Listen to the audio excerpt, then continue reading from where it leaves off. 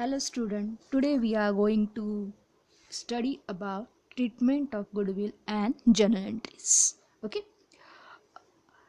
in the last lecture we learned calculation of ratio as well as valuation of goodwill. Okay, in this chapter or in this video we learn goodwill treatment related to admission of partners. Okay, uh, in the last video already we learned a treatment of goodwill. There are two methods. Valuation is a different and treatment is a different. Valuation means what? Using that one we calculate goodwill amount, and treatment, how to treat goodwill. That is what goodwill treatment. See, goodwill treatment, unlike other assets, goodwill is treated separately at the time of reconstitution of firm. There are two methods of recording goodwill in the books of account when while admitting new partner in the firm. See, यहाँ पे बताया गया है कि goodwill treatment के क्या है, दो टाइप है. Eight the time of reconstruction of firm ये सेपरेटली प्रिपेयर किया जाता है, मतलब गुडविल कैलकुलेशन सेपरेटली मेंटेन किया जाता है रिकंस्ट्रक्शन टाइम में. तो अभी इस चैप्टर में हम पढ़ने वाले हैं जब न्यू पार्टनर एडमिट होता है या न्यू पार्टनर आ जाता है बिजनेस के अंदर, तो एग्जैक्ट कैसे कैलकुलेशन होगे या कैसे ट्रीटमेंट करना है ये देखेंगे. There are two methods of goodwill. what first one is a premium method and second one is what value method. See, in detail we'll learn in the next slide. Premium method. Under this method, new partner brings share of goodwill in a cash or kind. It may be retained in the business or may be withdrawn by old partner. Okay, see, what is a premium method? Here, while admitting new partner, that particular partner bring goodwill in the business. Why he bring goodwill? Everybody know goodwill means what? Reputation of firm. That can be calculated in money. क्या है? Reputation होता है firm या organisation का, और वो हम money में कैलकुलेट करते हैं. जो भी एग्जिस्टिंग पार्टनर्स हैं उन्होंने पहले से मेहनत की है और बाज़ार में या मार्केट में अभी उन्होंने क्या रेपुटेशन खड़ा किया है. ओके, तो उनकी मेहनत थी, दैट्स वाई वो उसका बेनिफिट किसे होने वाला है? जो भी न्यू पार्टनर आने वाला है उसे भी होने वाला है. सो जब वो न्यू पार्टनर एडमिट होता है तो वो क्या लेके आता है? गुडविल की अमाउंट भी लेके आता है. ओके, वो कैश में भी हो सकती है और अदर काइंड में भी हो सकती है. तो वो लेके आने के बाद वो जो भी गुडविल है वो रिटेन किया जाता है बिजनेस में, या वो अमाउंट विड्रॉ भी कर सकते हैं old partners. In short, premium method मतलब आपको इतना ही याद रखना है, न्यू पार्टनर जो बिजनेस में एडमिट होता है तो वो गुडविल लेके आता है इन एनी काइंड, तो उसे कहा जाता है प्रीमियम मेथड. उसके रिलेटेड हमें एडजस्टमेंट्स आते हैं, तो एडजस्टमेंट देखेंगे एंड एज वेल एज इस प्रॉब्लम में हमें जर्नल एंट्रीज भी पूछी जाती है, तो जर्नल एंट्रीज भी हमें पता होनी चाहिए. सो देखते हैं नेक्स्ट स्लाइड में व्हाट इज विच केस में कौन सी जर्नल एंट्रीज करनी है. Here they given three cases दिए हैं, इसमें से एक एडजस्टमेंट आपको आने वाली एग्जाम में. ओके, तो क्योंकि वहाँ पे एडमिशन ऑफ पार्टनर है मतलब गुडविल तो लेके आने वाला ही है पार्टनर, तो इसमें से कौन सी भी केस हो सकती है. जैसे कि first one case, when new partner bring his share of goodwill in cash, it is retain in the business. In this transaction, what happened here? New partner is admitted and he bring goodwill and cash, and as well as that can be retained in the business. Retain मतलब यहाँ पे हम consider distribution of goodwill. सबको याद रहेगा यहाँ पे ये retain word है, that retain word का meaning है distribution of goodwill. Okay, see,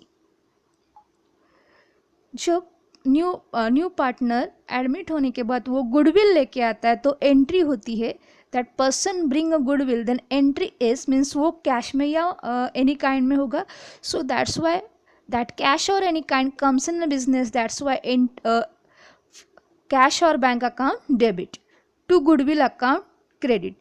क्यों गुडविल अकाउंट क्रेडिट किया है? तो यहाँ पे एसेट्स की वैल्यू इंक्रीज हो रही है, सो बिकॉज उसने गुडविल की अमाउंट लेके आई, तो यहाँ पे भी गुडविल जो भी मॉनेटरी वैल्यू है that can be increases, that's why that one account is credited. See again I explain why account cash और bank account debited to goodwill account credited. जब न्यू पार्टनर गुडविल लेके आता है, when new partners bring goodwill in cash और any kind, then entry is cash or bank account debit to goodwill account. Cash or bank account is debited because of that cash or any kind comes in a business and goodwill value is increases, that's why goodwill account is credited. Understood everybody? Okay. तो याद रखो, अगर इस type से case आती है, इस type से केस मतलब ये फर्स्ट वाली केस आती है, when new partner bring his share of goodwill and retain in the business. Bring और रिटेन ये दोनों बड़ा, ब्रिंग किया है उसने गुडविल, तो एंट्री कैश और bank account debit to goodwill account. And retain की एंट्री होगी, रिटेन मतलब डिस्ट्रीब्यूशन ऑफ दैट अमाउंट, जो भी अमाउंट उसने बिजनेस में एज अ गुडविल लाई है उससे क्या करना है, रिटेन करना है बिजनेस, मतलब डिस्ट्रीब्यूट करना है ओल्ड पार्टनर्स को. तो एंट्री हो गई, तो वहाँ पे goodwill account debit to old partners capital और करंट अकाउंट. क्या होगी entry? Goodwill account debit to old partners capital और करंट अकाउंट क्रेडिट्स. बिकॉज यहाँ पे जो भी पार्टनर है वो क्या है, यहाँ पे उनको यह गुडविल अमाउंट डिस्ट्रीब्यूट होने वाली, डिस्ट्रीब्यूट होने के बाद ये एंट्री होगी. याद रहेगा सबको? इस टाइप से मतलब फर्स्ट टाइप से केस आती है तो पहले क्या जो भी गुडविल लाया उसकी एंट्री करो, और सेकेंड वन एंट्री करो goodwill distribution. Okay, and that can be distributed in sacrifice ratio. कैसे होगा वो? सैक्रिफाई रेशियो में डिस्ट्रीब्यूशन होगा. सबको याद रहना चाहिए. यहाँ पे हमने इसके पहले वीडियो में हमने देखा था सैक्रिफाई रेशियो कैलकुलेट कैसे करना है. तो सैक्रिफाई रेशियो के लिए आपको सेपरेटली क्वेश्चन पूछा नहीं जाएगा, बट क्या है तो आपको वो कैलकुलेट करना होगा उसी पर्टिकुलर प्रॉब्लम में. Actually total admission of partner के लिए टोटल 10 मार्क्स का ही प्रॉब्लम आता है. उसमें से एडजस्टमेंट होते, जैसे आपको फाइनल अकाउंट के लिए एडजस्टमेंट थे या नॉट फॉर प्रॉफिट कंसर्न के लिए एडजस्टमेंट है, वैसे ही एडजस्टमेंट इसे भी होते हैं. तो यूजिंग दैट वन हमें ये क्या करना है, ये जनरल एंट्री और as well as ratio calculation, ये क्या है वर्किंग नोट है हमारी. तो याद रहना चाहिए कि अगर न्यू पार्टनर गुडविल लेके आता है एंड रिटर्न करता है तो 2 एंट्री होती है. पहली वाली उसने गुडविल लाया इसलिए कैश और bank account debit to goodwill account, और second entry retain that goodwill retain in a business, then entry means distributed that goodwill, तो एंट्री होगी goodwill account debit to old partners capital account और current account. अभी old partners मतलब कौन? ये new partner admit होने से पहले जो भी पार्टनर होंगे वो क्या है यहाँ पे अभी ओल्ड पार्टनर्स है. देन नेक्स्ट देखते हैं सेकेंड केस. सेकेंड केस क्या है? When new partners bring his share of goodwill in cash. उसने क्या है गुडविल लाया इन cash and it is withdrawn by old partners. क्या है वो जो भी अमाउंट है that can be withdrawn by old partners. तो ओल्ड पार्टनर्स ने अमाउंट निकाल ली या विड्रॉन कर ली. तो क्या करना है? तो इस पर्टिकुलर केस में 3 जनरल एंट्रीज होती है. एक तो उसने गुडविल लाया, दैट्स वाई एंट्री होगी कैश और bank account debit to goodwill account. पहली एंट्री क्या होगी? उसने गुडविल लाया इसीलिए एंट्री क्या होगी? कैश और bank account debit to goodwill account. Second entry होगी, अभी वो विड्रॉन करेंगे तो पहले कंट्रीब्यूट तो करना होगा, मतलब डिस्ट्रीब्यूशन तो करना होगा, तो डिस्ट्रीब्यूशन की एंट्री होनी चाहिए. तो डिस्ट्रीब्यूशन की entry same as it is जो हमने लास्ट केस में देखी थी, goodwill account debit to old partners capital account, old partners capital account. ये भी same as it is sacrifice ratio में ही करना है. कैसे करना है? सैक्रिफाई रेशियो में ही करना है. एंड थर्ड एंट्री होती है विड्रॉल ऑफ गुडविल. जो भी गुडविल की अमाउंट है वो विड्रॉ कर लेते हैं पार्टनर्स, ओल्ड पार्टनर्स, उसकी एंट्री. तो एंट्री होगी old partners capital account debit to cash और बैंक अकाउंट. याद रहेगा सबको? जब गुडविल न्यू पार्टनर एडमिट होता है, गुडविल लेके आता है and that amount withdrawn by old partner, then 3 entry करने वाले हम। फर्स्ट गुडविल लाने के बाद, second entry distribution of goodwill, and third entry withdrawn by old partner. सबको याद रहेगा, पहली एंट्री क्या होगी, कैश लाए, गुडविल लाए इसीलिए कैश और bank account debit to goodwill. Second distribution of goodwill, goodwill account debit to old partners and sacrifice ratio. And third one is what, old partners capital account debit to cash और bank account क्या withdrawn by old partners, इसके लिए। Understood everybody, confirm. Next case देखते हैं। Third case है, when new partner bring his share of goodwill in cash and it is paid to old partner privately. अभी यहाँ पे क्या हो रहा है, इस केस में न्यू पार्टनर ने गुडविल लाया है, बट वो उसका डिस्ट्रीब्यूशन कैसे हो गया, या उस कैसे पे किया उन्होंने पार्टनर को, तो प्राइवेटली पेड किया है। प्राइवेटली पेड किया मतलब उसने रिकॉर्ड ही नहीं किया अकाउंट के अंदर, तो उसकी जर्नल एंट्री नहीं होगी, क्योंकि उसने क्या किया है, प्राइवेटली पेड किया है।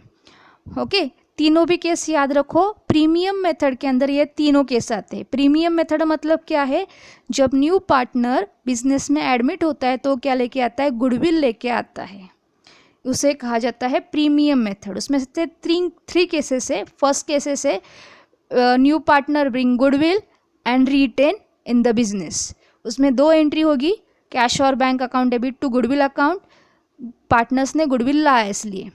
सेकेंड एंट्री होगी goodwill account debit to old partners capital account, क्यों, तो distribution of goodwill and sacrifice ratio, ये फर्स्ट केस। सेकेंड केस क्या है, when new partner bring his share of goodwill and withdrawn by old partner, withdrawn by old partner. इस case में हम 3 entry करने वाले हैं। पहले वाली के एंट्री होगी कि न्यू पार्टनर ने गुडविल लाया है, तो उसकी एंट्री लाने के बाद कैश और bank account debit to goodwill account. Goodwill क्या करना है, विड्रॉन करना है, तो पहले डिस्ट्रीब्यूशन करना होगा, तो डिस्ट्रीब्यूशन की entry goodwill account debit to old partners capital account और current account and sacrifice ratio. And third होगी that amount withdrawn by partner old partners, then entry is old partners capital और current account debit to cash और bank account. Okay, याद रहेगा सबको, confirm. और अगर वो पार्टनर प्राइवेटली क्या करता है, गुडविल पे करता है ओल्ड पार्टनर्स को, तो कोई भी एंट्री नहीं होगी, बिकॉज रिकॉर्ड ही नहीं है बुक के अंदर, तो रिकॉर्ड नहीं होगा। अंडरस्टूड एवरीबॉडी, ये थी first one method. First one method अच्छे से याद रखो। फर्स्ट वन मेथड में क्या है, तो न्यू पार्टनर है वो गुडविल लेके आता है। देखते हैं नेक्स्ट मेथड। नेक्स्ट मेथड है valuation method. Under this method new partner does not bring his share of goodwill. क्या है, does not bring his share of goodwill, मतलब वो एडमिट होता है बिजनेस में, बट वो गुडविल नहीं लेके आता है, मतलब किसी भी काइंड में वो गुडविल नहीं लेके आता है। So old partners measure the goodwill of firm, तो दैट्स वाई जो भी ओल्ड पार्टनर्स है वही कैलकुलेट करते हैं गुडविल की amount, and that can be raise in the books of account at the time of admission of new partner. और वो कब रेज होता है बुक के अंदर, पहले कैलकुलेशन करते हैं ओल्ड पार्टनर्स ने कैलकुलेशन करने के बाद वो रेज किया जाता है in the books of firm at the time of admission of partner, जब न्यू पार्टनर एडमिट होता है तो मतलब इतना ही डिफरेंस याद रखना है। प्रीमियम मेथड और वैल्यूएशन मेथड में डिफरेंस क्या है, प्रीमियम मेथड में न्यू पार्टनर एडमिट होने के बाद गुडविल लेके आता है, और वैल्यूएशन मेथड में न्यू पार्टनर एडमिट होने के बाद भी गुडविल नहीं लेके आता है, that can B measure by old partners. याद रहेगा सबको, ओके। देखते हैं उसके जनरल एंट्रीज। उसके जनरल एंट्रीज क्या क्या है, यहाँ पे भी हमें 3 केसेस में सॉल्व करने हैं। 3 केसेस दिए हैं, देखते हैं पहले वाली केस क्या है।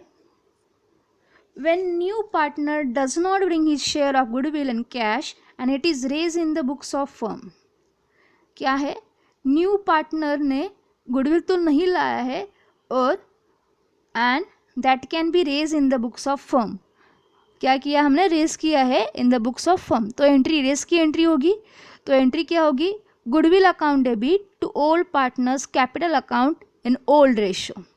ओल्ड रेशो मतलब पुराना वाला रेशो होगा, जो एग्जिस्टिंग पार्टनर्स है उनका रेशो जो भी होगा उसी रेशो से हमें कैलकुलेट करना, जो प्रॉब्लम में पहले से दिया होता है।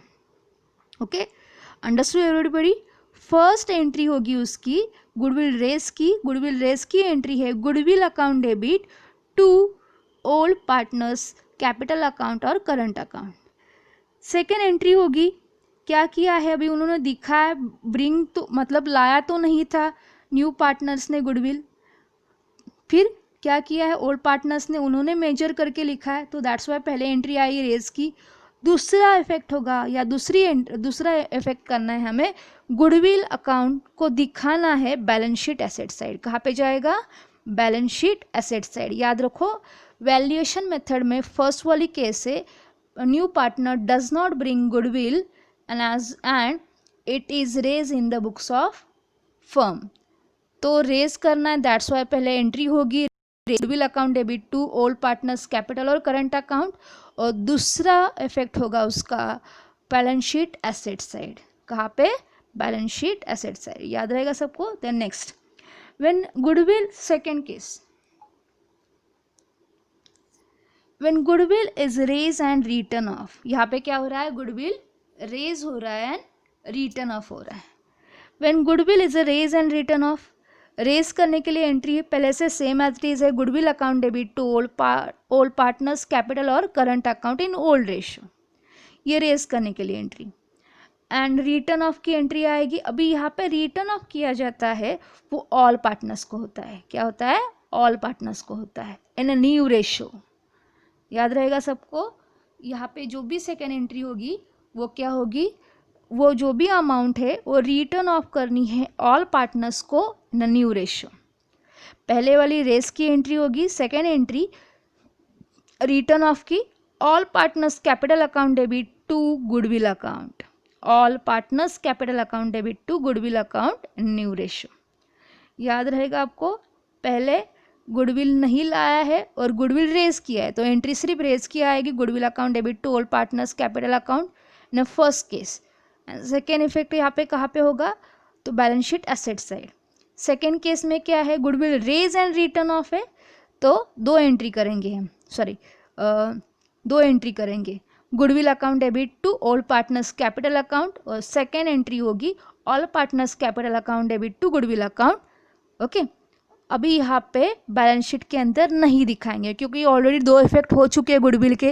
देखो आपको एडजस्टमेंट में दिखा, जनरल एंट्री में भी दिखाएगा, एक गुडविल क्या है? डेबिट है, दूसरा गुडविल क्या है? क्रेडिट है।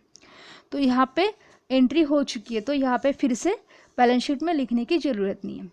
सी थर्ड देखते हैं, when goodwill already appear in the books of firm.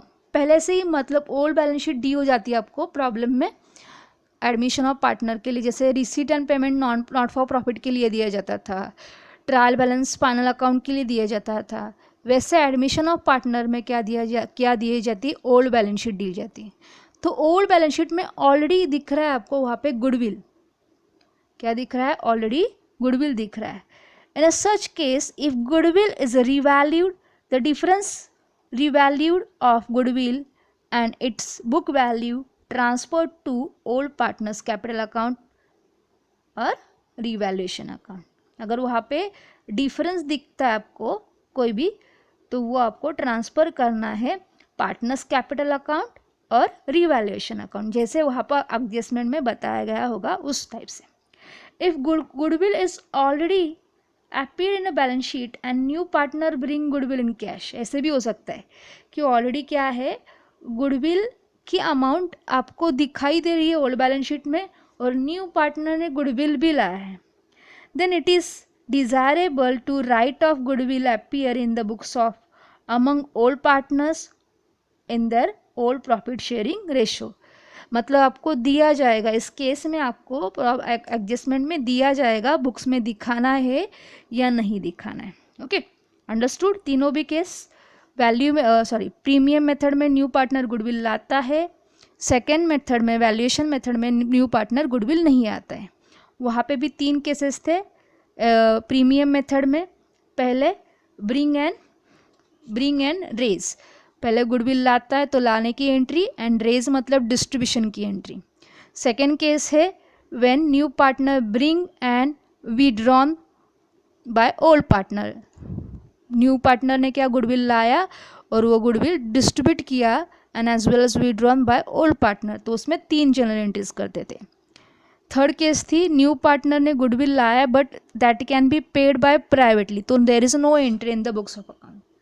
And valuation method में क्या होता है, तो वैल्यूएशन मेथड में पार्टनर ने तो गुडविल नहीं लाया बट ओल्ड पार्टनर्स ने गुडविल कैलकुलेट किया और रेज किया in the books of firm, तो एंट्री होगी goodwill account debit to old partners capital account, और उसका दूसरा इफेक्ट होगा balance sheet asset side.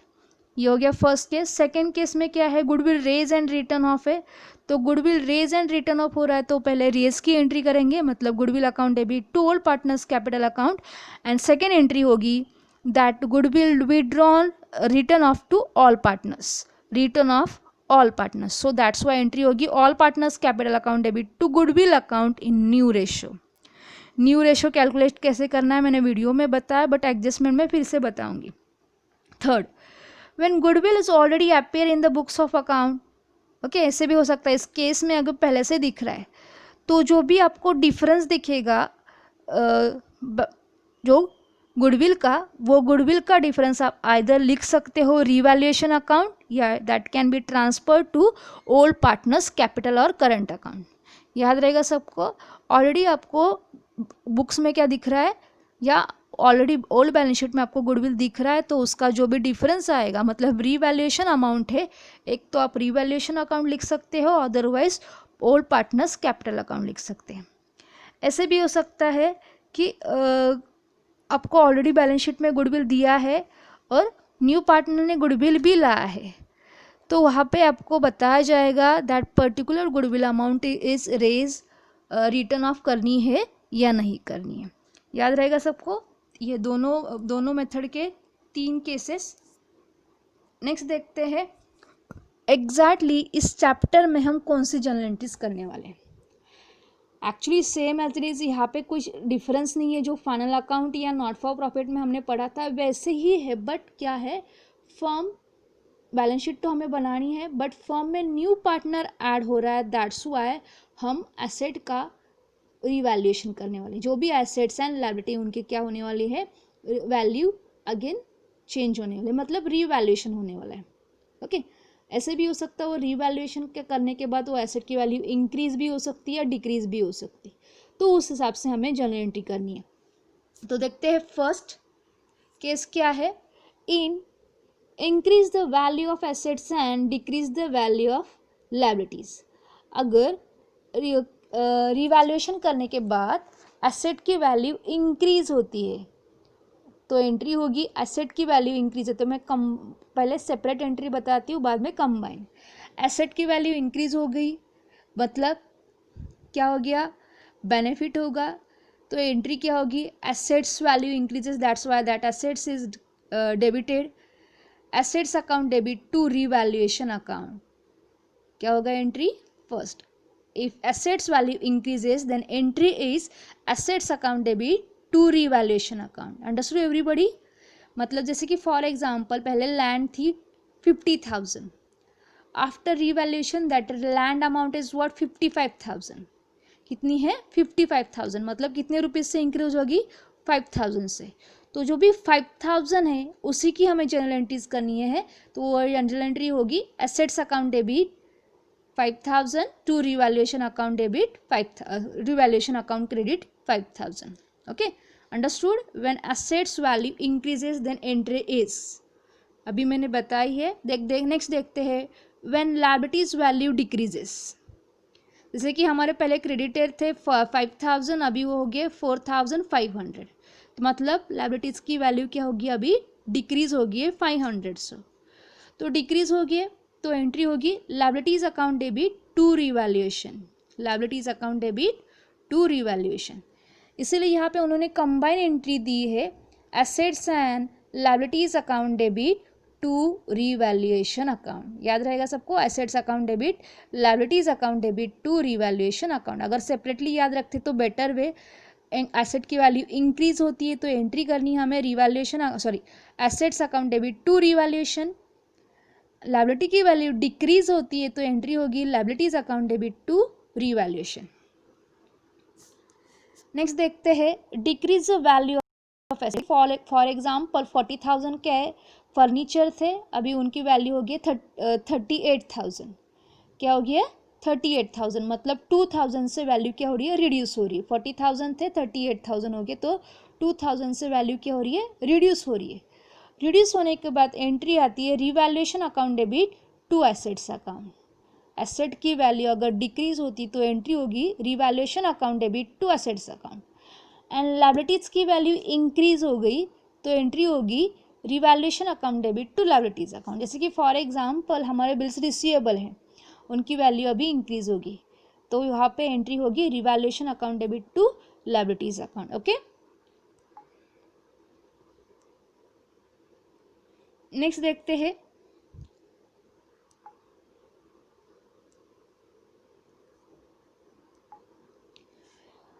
Recording of unrecorded asset in the books of account. पहले से रिकॉर्डिंग नहीं है, अभी रिकॉर्ड करना है।